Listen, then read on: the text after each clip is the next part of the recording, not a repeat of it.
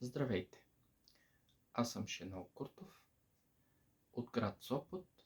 Това е литературното четене Стани, юнак балкански. Днес ще прочета едно стихотворение, свързано с днешния празник – Богоявление. Стихотворението се казва Кръст на Янко Стефанов. Йорданов ден, Богоявление. На моста трупа се народ.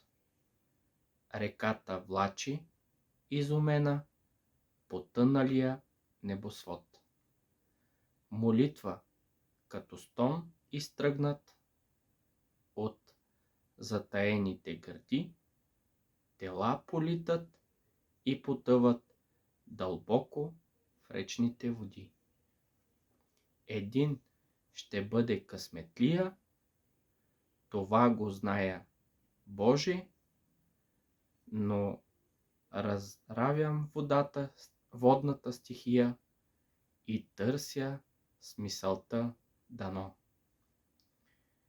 Дано пък аз да го намеря, надежда здрава ме крепи, тълпата там от студ трепери, а моята кръв кипи.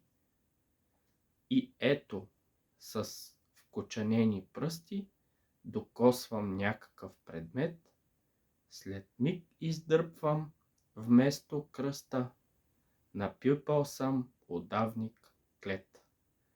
Душата ми от ужас пламва, обезумял, изправям ръста и тръгвам към брега, нарамил удавения като кръст. Благодаря.